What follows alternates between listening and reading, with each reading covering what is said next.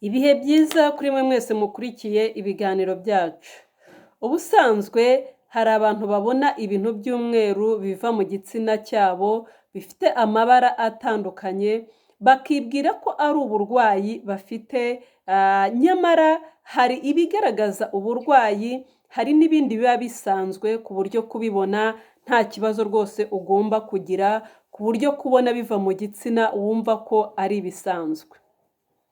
Uyu munsi rero tugiye gusobanura amabara y'amavangingo, icyo asobanuye, ese ni ryari byitwa uburwayi. Ikaze rero, niba utarakora subscribe uyikore, twandikire muri komenti, ikindi kandi dukeneye ibitekerezo byanyu bivuga ku buzima, dukeneye ibibazo mufite bivuga ku buzima kugira ngo turusheho kubaka ubuzima buzira indwara.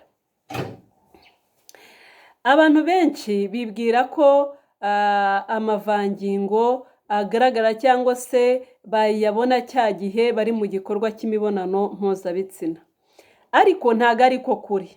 Mu bisanzwe buri ibintu byose bisohoka mu myanya y'ibanga byitwa nyine amavangingo. Ibyo bintu bisohokamo hari ibiba bifite akamaro koko, hari ibiba ari byiza kuba bigomba kuhaba, ariko hakaba n'ibibi ari byo twe dusobanura nyine uburwayi uba wagize bwatumye ibyo bintu biza mu gitsina.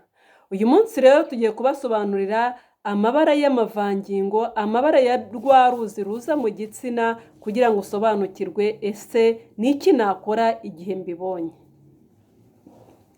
Hari amabara menshi rero nk'uko muri kuyabona kuri iyo foto, hari ibiza ari umweru mwiza wererana usa nk'amazi, hari ibiza bisa icyatsi, hari ibiza bisa nk'umweru w'amata yavuze, hari n'ibiza bisa nk'umuhondo, yewe hari n'ibiza bisa nk'umukara cyangwa se umutuku. Ibyo byose wongeye kugusobanurira icyo bisobanuye kugira ngo ubutaha nubibona ntuzagire ubwoba, cyangwa se nubibona uzagira ubwoba ujye kwa muganga. Ndaza kukubwira igihe nyine utekereza ko ari uburwayi kugira ngo wivuze, kugira ngo wirinde izo ndwara. Igihe rero amavangingo asa n'umweru woroshye umeze nk'amavuta, mbese bya bintu biba birenduka, akenshi ubona bisa nk'ibirenduka, bisa nk'amazi. Ibyo ngibyo ni ibimenyetso by'uko umuntu ari mu gihe cy'uburumbuke, akeneye kuba yasama. Ibyo nubibona rero byaje mu myanya yawe y'ibanga, ntuzagire ubwoba, ibyo azaba ari ibimenyetso by'uko uri mu gihe cyo gusama. Abantu benshi bagiye babibona akikanga, akanaza kwa muganga atekereza ko yarwaye ama-infection yo mu myanya y'ibanga. Hari ibindi rero nabyo biza bisa nk'umweru, ariko nawe umweru umeze nk'amavuta woroshye. Ibi ngibyo biba bisobanuye ko umubiri wawe uri kwisukura. Niba uri kubibona kandi ukaba utababara, ukaba utishima, ibyo rwose wumve ko ari byiza, ari ibintu nyine ni za bagiteri nziza zishinzwe kurinda imyanya y'ibanga kwangirika, zishinzwe kurinda imyanya y'ibanga kumagara. Igihe rero ubibonye wigira ubwoba, ahubwo wumve ko ari ibisanzwe kuba umubiri uri kubisohora, umubiri uri kwisukura.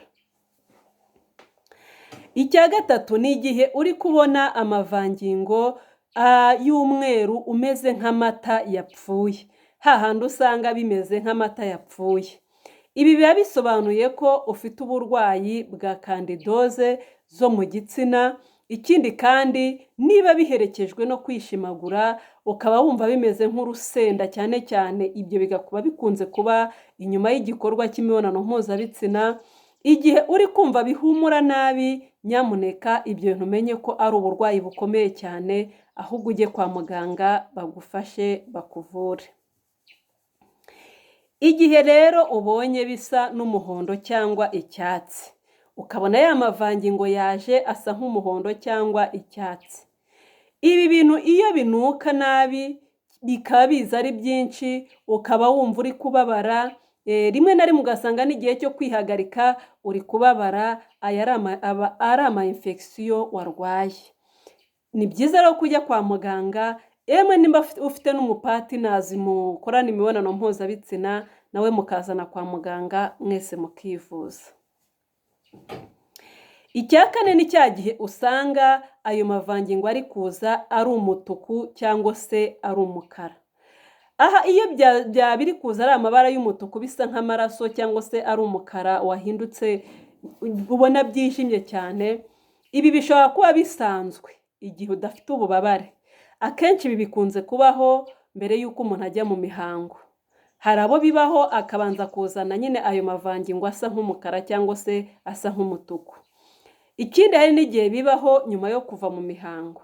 Icyo gihe rero nimba bitakubabaza, nimba nta hantu babara utishimagura, ibyo wumve ko ari ibisanzwe, ntugire ubwoba ngo wumve ko ari uburwayi.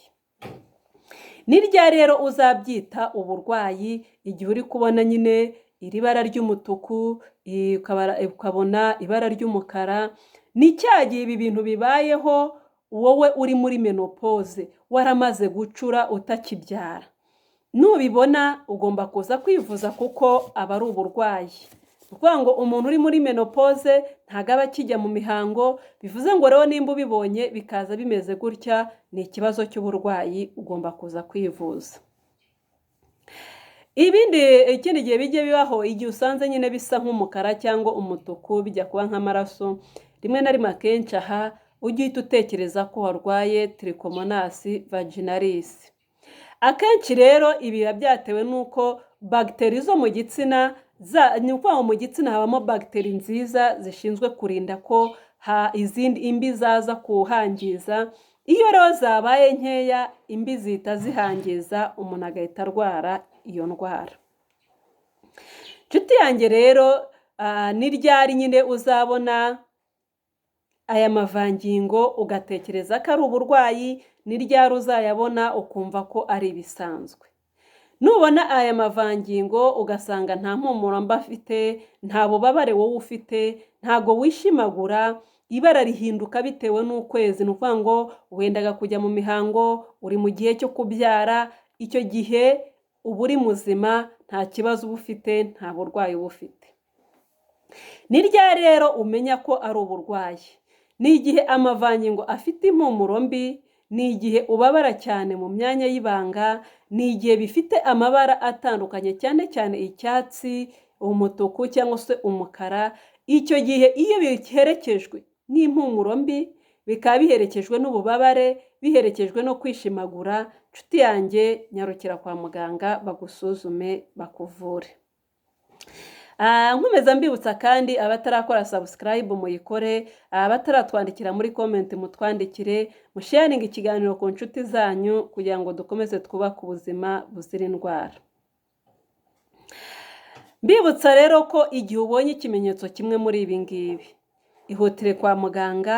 Izi ndwara ziravurwa zigakira iyo uzivuje hakiri kare, ariko iyo utinze zishobora guteza n'ibindi bibazo bikomeye cyane ku buzima bwawe.